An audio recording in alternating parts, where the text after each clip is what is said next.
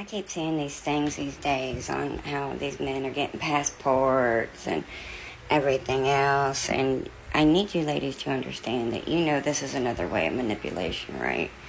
So that way the man can blame the woman. Oh, it's your fault that I have to go get a passport and go find a woman in another country because I can't find a woman in my own country because... Hello, Amanda. You may not know me, but I know you. I want to play a game. The game is called Passport Bros. I'm going to give you just one chance to find your passport.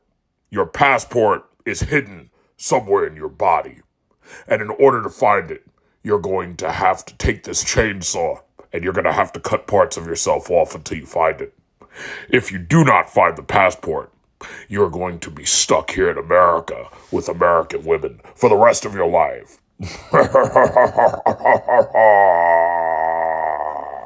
If you are a single man with no children and you are earning $75,000 or more, you are now platinum. Shout out to platinum. If you're making six figures or more, you are now diamond level. If you're making 55,000 to 60,000, you are gold. You are far more valuable than you have ever been. And here's the trick. You guys don't know how valuable you are. And that is why so many of my critics and detractors are angry at me, because I am waking men up to their true value. That's why they want me shut up. That's why they want me off this. They don't, because of the impact it's having upon right-thinking men and right-thinking women. It is making it more and more, it's making it less and less possible for men to get bad deals. That's why every day I walk out in this world, I get love from men. Every single day. Shout out to the two young dudes. Hadn't even hit puberty yet. No offense, but y'all still look young to me. They could barely get the words out. Those dudes had to be 14, 15. Those men are going to have a different outcome because they're not going to accept bad deals.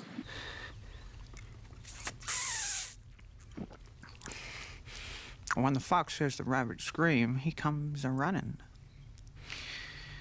but not to help. Here's a little story, The Stress Gap, Why Women Are More Stressed Out Than Men. This is by Gwen Farrell.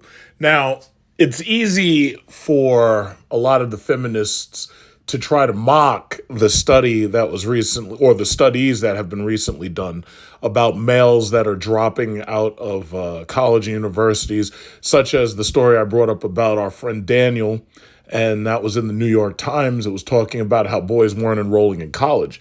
Unfortunately, when you really actually think about it, what they're really doing, if they go get a job or vocational training or CDL license or whatever it is, they end up avoiding tremendous amounts of debt. They're basically going to avoid all of that worthless liberal art debt that would put them far behind the next person once they did manage to graduate. And that's assuming they do graduate.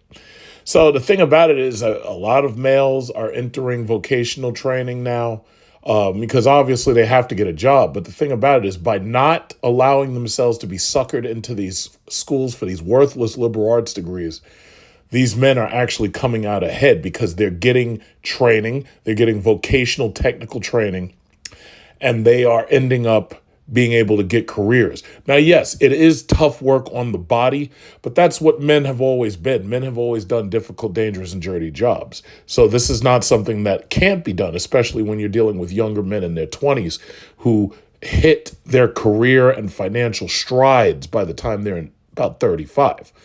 Now, the other issue is they were talking about men being depressed because they were single and lonely. Part of that actually is probably true. I've always said that men are suffering from grief having to deal with women in this country, and they're also dealing with anomie, which means that they don't feel a part of the society, so they basically step back and say, let it burn. Some of them, however, take the opposite route. They actually help burn it down. It's just like the Joker said in Dark Knight, or at least I should say Alfred said in The Dark Knight. He's like, yeah, some men just want to watch the world burn. One thing I can say is the ones that are like that are the ones who most likely have no part of it. There's an old African proverb that says that if a child cannot feel the love of his town, he'll set it ablaze in order to feel its warmth. That's an old African proverb. So anyway, let's not divert too much. Let's read parts of this really quickly. It says, our culture is pretty preoccupied with inequality, especially when it comes to the advantages men are afforded over women. There's consistent discussion and rhetoric on the supposed gender pay gap, but we rarely delve into other disparities between the two. There is, in fact, a gap that's affecting women more than men, but it's not one that you think. This imbalance is actuality is a stress gap, and it's responsible for why women are more stressed out than men. Gee, I wonder if it has anything to do with the fact that women are in a workplace that in most cases their minds can't handle. I wonder if that has anything to do with it. All right, expectation versus reality. If we are single and career-oriented, we might expect our lives to be like Carrie Bradshaw's. You see, this is the problem. Y'all watching Sex and the City. Carrie Bradshaw's life, in reality, doesn't exist. And you know what's funny? I guess I have to admit this. I actually watched Sex and the City, the movies, because I wanted to see them go to Dubai and all this. And the reality was, Carrie Bradshaw is exactly what modern women are not. In fact, I'll tell you this other thing, because I know somebody would probably make fun of me. I used to watch Ally McBeal. Ally McBeal, you probably don't remember this. This was like a 90s show. And Ally McBeal was like a lawyer. She was a career-oriented lawyer. And I would have to say there were a lot of parallels between Ally McBeal and Carrie Bradshaw from Sex and the City. But what both of those shows wanted to basically force you to believe was that women who are career-oriented, who choose career over the mommy track, who are post-wall, hit their 40s and keep on going, like a Hellcat that ran out of brakes, the brake fluid is gone and it runs right into a wall. They want you to believe that there's Mr. Big waiting out there somewhere for her. Like, it's really Mr. Big. I can't forget that guy. Mr. Big. They want you to believe that Mr. Big is waiting to scoop you up like Cinderella and carry you to the glass cart before it turns into a pumpkin at 12 o'clock. It's like, ladies, it doesn't work like that. And if you don't know my reference, it's that first Cinderella movie with Disney where she had to rush out of the castle because if she didn't get back to the cart, it was going to turn into a pumpkin or something. Okay, but anyway, I'm not going to divert. So anyway, TV may be entertaining, but it's rarely accurate. And what's worse is that these false portrayals are only reinforced by both the gloss of social media and strict societal messaging exclusively focused on women. You can be a mom or an employee, but never both. In sociology, they call that the career track or the mommy track. They basically say that a large number of women are basically using prophylactics and they're enrolling themselves deep into these colleges and universities. They're going deep into student loan debt in order to get their career, but at the same time sacrificing the mommy track. See, nature is very specific. Nature basically says, listen, ladies, I'm Mother Nature. I'm giving you a certain number of eggs, and you've got up until this point to use them. Now, cryogenics and science came along and said, oh, don't worry, ladies. Just come on into our schools and take out $1.7 trillion of student loan debt to which you owe about 2/3 of that. And we'll freeze your eggs. And when you're finished with your mommy track, or when you finish with your career track, you could just come back to the cryogenic freezer, like in Demolition Man, when they're unfreezing Simon Phoenix. And you could just get your eggs and then you could have your children then. It's like, yeah, ladies, it don't work like that. And then not to mention the $10,000 to $20,000 it costs to do the in vitro. It's like, ladies, it just doesn't work like that. So if you want to allow yourself to be suckered, well, there's nothing I can say about that. But anyway, even as we're targeted by these outside influences, especially the friends and celebrities we follow on social media who seem to have it all, the fakes, like those fake girls that they catch and they're trying to pretend like they're on yachts and yacht parties and they're in first class all the time, and then they actually catch them and somebody took pictures of them and exposed them. It's like, come on, ladies. It's like, y'all should have been smarter than this. But then again, I'm talking to the same people who fly down to Brazil or fly down to DR in order to get Brazilian butt lifts, and then you come back missing a kidney or both kidneys. It's like, gee, why aren't I peeing correctly? Anyway, If we're fortunate enough to stay home with our kids, we might feel guilty for wanting a pursuit outside of domestic life. If we work outside the home and have to outsource our childcare or don't even have children, we might feel guilty for not being able to devote time and energy to our family. Women work exclusively or stay home exclusively for many reasons specific to their individual needs, but it's extremely hard not to feel caught in the weeds in either situation. Let me make you a promise while I'm reading this. As long as I don't read anything that says independent women, I won't sing the Beyonce song this time around. I'm just going to get through this article. Okay. Our reality rarely matches up to our expectations. It's overwhelming and difficult to care both for ourselves and our families and be the mom or employee we need to be without feeling stretched thin. Of course, you're going to feel stretched thin.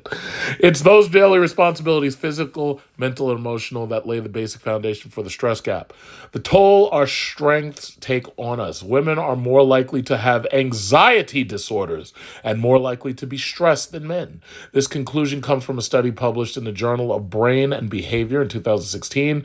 Women consistently divulge higher stress levels than men year after year, and the two most common theories behind this prevalence are mainly the tolls of domestic work and emotional labor. To many, this will sound insincere or even ludicrous. How can keeping a house clean and being emotionally intuitive stress us out? We're hesitant to think of homemaking as a job in the traditional sense, even though if we didn't keep our houses neat and tidy or take care of our children, we'd have to pay someone else to do it. It's estimated that women do 3 times more unpaid domestic work than men. Oh, boo-hoo. This includes cooking, cleaning, raising children, and all of the finer details those tasks encompass. Well, first of all, let's just understand something. From a pure natural standpoint, raising children is not a paid profession. I don't know where y'all get this idea that you're supposed to get paid to lay back, get impregnated, and then deliver children and then have them and then have to cook and clean for them and have to clean the house to make sure your kids aren't walking around in cat feces and roaches. It's like, where did y'all get this idea that you're supposed to be paid for that? Here's my question. If you were supposed to be paid for that, who's supposed to pay you? Well, the way it's supposed to work is the women are supposed to be in the household doing the mommy thing, and the husband goes out to do the work. And when he comes home, he's bringing home the money, bringing home the bacon, they used to call it. And once those children get of age and the woman has finished raising them, that's when she can enter the workforce. But y'all determined that in order to have your Gucci and your Femi and Prada bags, y'all are determined to do it now rather than later. But guess what? Nature doesn't play that game. Nature says, guess what, ladies? I've got a set number of eggs that you're getting. And you know how on your, you know how if you tell your iPhone, you say, yeah, I want you to start a timer. Well, you can actually tell Siri, and I don't want to say it because it's going to pop up, but you can tell your phone to start a timer for 40 years. And that timer will actually run for 40 years. And when that 40 years is up, it will actually ring. Guess what? Nature works exactly like that. They call it a biological clock. Nature ain't playing no games with you. Nature ain't on TikTok making these stupid videos. So anyway, and many women do all these things while also maintaining jobs away from the home. But see, here's the problem. You can't maintain a job away from the home and still be a mom. You can't do it. I mean, you could try, but we already seen how that ends. It doesn't end well. We can look at domestic work as a concrete example of actual labor. But what is emotional labor? It's a relatively new term, to be sure, even if the concept dates back ages. But essentially, this refers to what one writer describes as the duties that are expected of you but go unnoticed. Men have plenty of duties that are expected of us but go unnoticed. I'll get to that later. Let's be honest with ourselves for a second. The majority of the time in our households, who buys the groceries, schedules doctor and dentist appointments, drives kids to soccer practice, responds to work or social events, plans vacation schedules, extended family time, or trips out of town? Who plans weekly meals or for holiday gatherings and coordinates with families, friends and family? Wait a minute. Somebody's trying to make this sound so complicated. In order for me to plan trips out of town, I jump on Expedia and it takes me about 5 minutes to book a flight or a ticket out of town. This ain't that complicated. As far as going to the grocery store, if I shop, I shop. If my chick shops, she shops. I actually prefer to let her shop because she'll go to the fresh grocery market. My problem is, as an American, I'm more likely to go to like Walmart or like BJ's or Costco, and I'm going to end up buying a lot of processed food. She cooks. She chops all this stuff up and she cooks. So I actually prefer her to do it because I know at least if she does it, we're going to both be healthy. If I do it, we're going to have like a lot of salt and sugar in the fucking diet. It's just that simple. All right. This is not to say that men can't and shouldn't do these things, but most of the time women take these tasks upon themselves. Yeah, because you want it done right. You know what they say? If you want it done right, do it yourself. Okay. But most of the time, women take these tasks on themselves. Emotional labor also includes something called surface acting. To give an example, let's say that you or your husband are on your way to an important dinner or event, but you have an argument in the car. When you get there, you put on a happy and cheerful face for others, even though you're still bruised and upset from the argument. Well, here's a question. Why are you arguing before you get to the event? Like, what are you arguing about? I'm guessing that he told you to be ready by 8 so you could get there at 9. But sure enough, 8:30 rolls around and you're probably still putting on your makeup. This is a reason why I lie when I tell her to get ready because I already know that she tends to be overly late. So if I know that I want to go someplace and leave at 8, I will tell her that we're going to leave at 7. So just when she runs over time, where I'm ready to go and we're actually ready on time. And then she finds out later, she's like, wait a minute, you said that we were supposed to be here at you said we were supposed to be at like 8:30. And I'd be like, well, yeah, right. You know, they pushed it back a little bit. And be like, who pushed what back? I'd be like, don't worry about it. Just look pretty. So anyway, as women, motherhood, homemaking, and child rearing come instinctively or naturally to many of us. It's written in our DNA to manage things, to organize, to plan, and to care for others. But when we fall behind or fail to do these things, we feel guilty or like a bad mother and a failure as a wife and as a woman, as you should. Emotional labor and domestic work may be hard to define for some, but you're sure to notice those things if they go undone.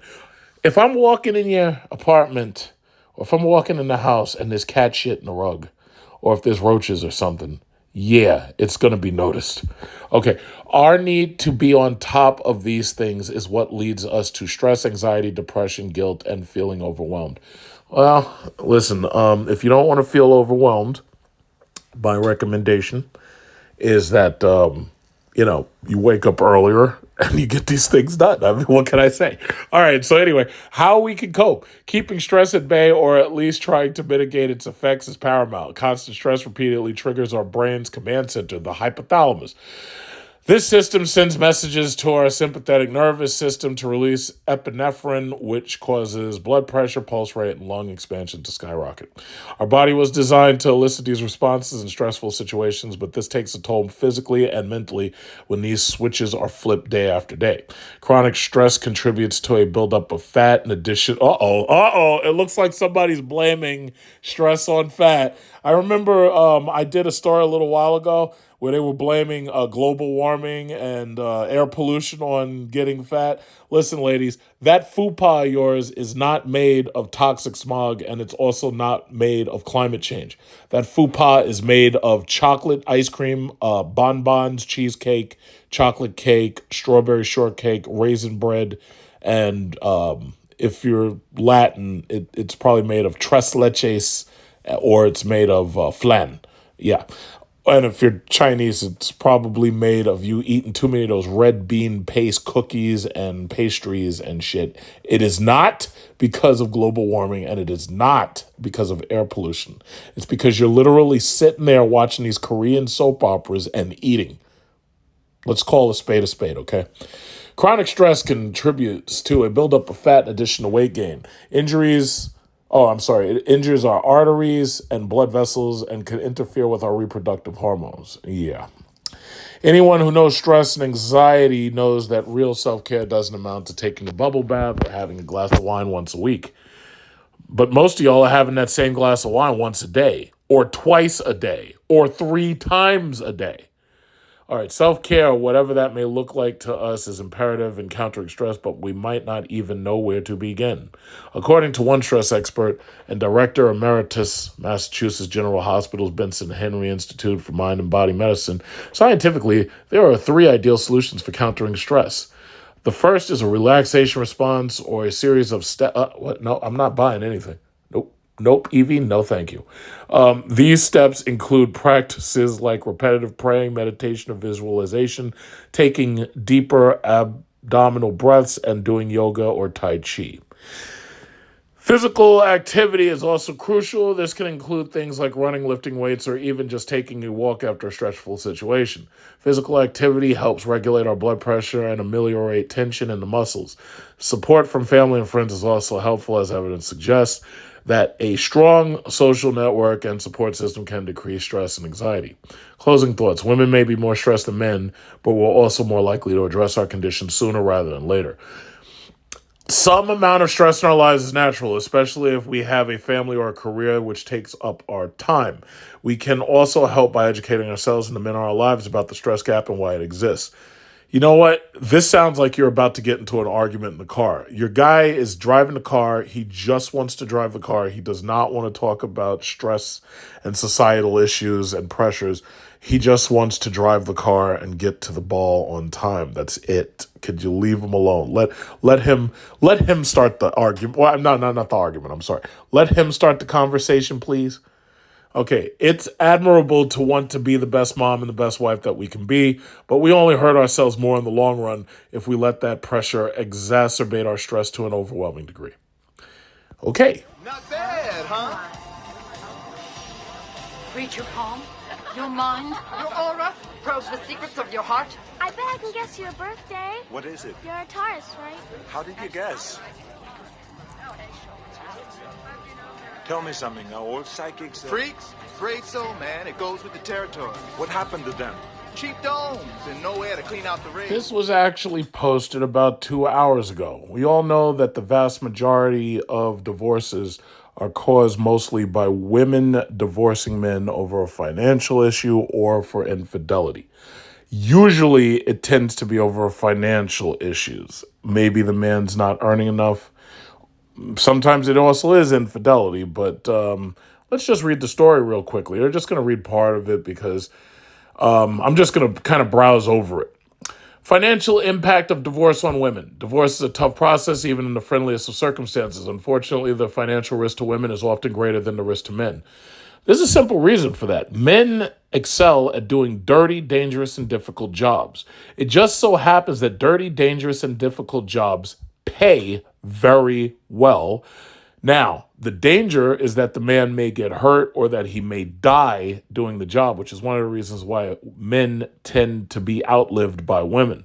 However, this is also the reason why there is a gender pay gap. It's because the men are doing the more difficult, dangerous, and dirty jobs.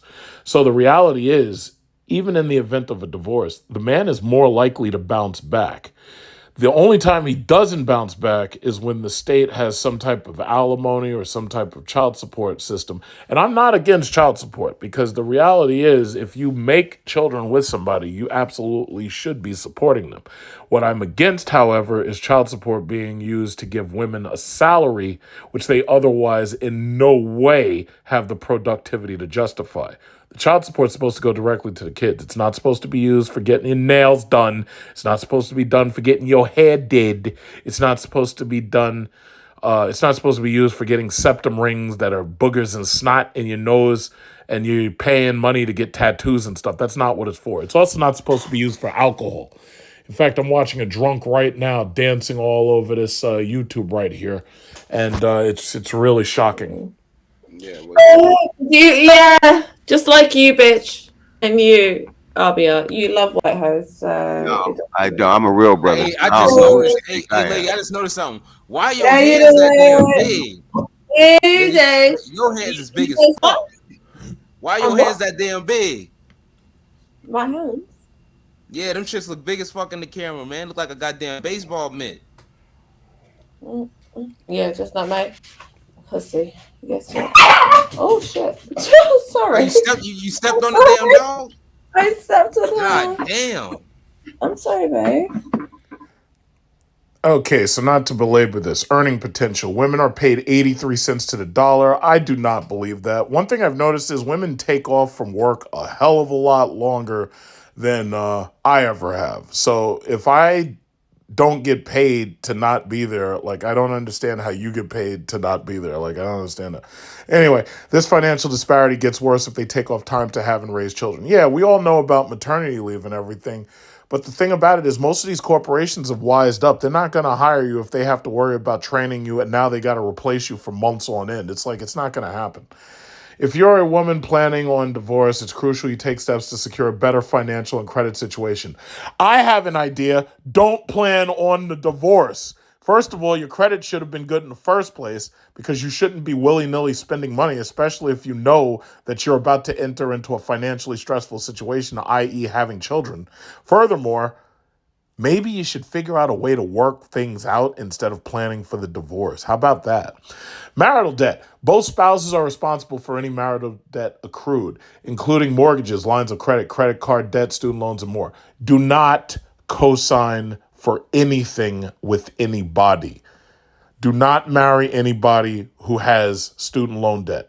In fact, I would almost go so far as to say that you should be checking people's credit reports before you get ready to marry one of them, regardless where they're from.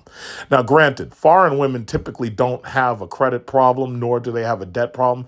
Most of their countries don't afford them the kind of debt that America does. See, America actually has basically developed a system that keeps people locked into debt when they don't, if they don't act responsibly. And a lot of people haven't been acting responsibly. They're in debt for their Birkin bags and their totes and their Coach and Gucci, Prada, and Femi. And the reality is they wouldn't be if they didn't have that credit card that they were willing to whip out just to charge everything. And, oh, yeah, well, I just pay it back in installments. Uh-huh. Right. Loss of healthcare and insurance. Many women, especially stay-at-home moms, depend on their spouses for healthcare insurance. If you're going to receive spousal support from your ex, make sure that it's enough to pay for insurance and other financial issues while you get back on your feet. The average woman lacks insurance for 2 years after her divorce. One of the things that they did here, I don't know about the rest of the country, but they have COBRA and they have like some forms of welfare that cover some types of health insurance. Bottom line is, you're not supposed to be getting divorced. I mean, that's really what this keeps coming down to. Work it out. Figure out a way to work it out. Chances are it's not the man trying to divorce you. Chances are it's you trying to divorce him, but you haven't thought it out from a financial standpoint. But anyway, child and spousal support. Women tend to take custody and be a primary caretaker after a divorce for various reasons. Well, mainly because the courts consider a woman the primary caregiver. I can understand that for certain ages, but the issue that I do have is when these young males get older, women shouldn't have these kids. These kids need to be with their fathers, when they're boys especially. Otherwise, these women will allow them to sit up in their bedroom playing PlayStation 5 and Xbox right up until they're 35. These kids will be sitting up in mommy's attic. They will be spending all of their money to buy computer parts. They'll be sitting in that room. Mommy will be getting food for them, giving them the Uber Eats card and giving them that Lyft and all that shit, and they'll be getting food delivered to them. This boy will be a son husband, and she'll use him to fulfill her need for a man in the house, and he'll be a son husband. And then this kid will be sitting up in that attic with NORAD for a fucking computer. He'll have like a GeForce 5000 series and all these gigabytes of RAM and shit. And he'll have fucking NORAD in the room and spending all his goddamn money playing PlayStation 5 and Xbox, not getting anything positive done, not getting anything productive done. No. At a certain age, the court should damn near strip these sons from their mothers and give them to the father. That should damn near be mandatory. But, I guess that's not going to happen. Cost of divorce. Finally, the cost of divorce itself, including filing for a lawyer and or mediator's fees, can be financially devastating if you're already on shaky ground. It can also take over a year to finalize the divorce, which adds to the expense. If you're planning a divorce, keep these factors in mind as you reach a reasonable settlement. To learn more about divorce mediation, call the knowledgeable Long Island divorce mediators at Solutions Divorce Mediation today. Understand something. These guys right here, like Brian L. Solomon, Esquire, and he's doing the Lord's work right here, trying to stop these women before they ruin things anymore. Let me tell you something. This market here, because you see it's from Long Island, this market right here, this housing market, if you want to roll the dice with divorce and stuff like that, chances are you're going to end up on the streets. Now, I can't really say that 100% because we have a burgeoning welfare state here. I feel like Scrooge. Are there no workhouses? Are there no prisons? But anyway, the reality is in California, chances are, yeah, you're absolutely ending up right on the street. Here in New York, they are not going to allow women to like be out here when it's like 30 degrees outside. They're not going to allow that. And the reality is it kind of makes more sense to try to work things out. I mean, if you're not thinking about yourself and you really think about not the man, forget the man for a second, but actually think about what's good for the children. I think a lot of these people get divorced willy-nilly without thinking about what's good for the children. After all, it's the children that count. I mean, granted, you and your husband, you may not love each other. You may want to do some polyamorous, polygamy, polyandry shit. The bottom line is staying together for the children. I mean, you kind of owe it to them. But some people just think about themselves and they're so selfish. They don't think about the children. It's important to think about the children. And let me tell you something. This man right here, Brian, he's doing the Lord's work. It's like you really got to think about the children because if you get divorced, especially nowadays, you're really going to mess these kids up. So before you do anything drastic, they always say filing bankruptcy is not a financial decision, it's an emotional decision. Before you make any emotional decisions, think about the children. Hey, man, I got 5 kids to feed. Take him to the dentist. To be continued.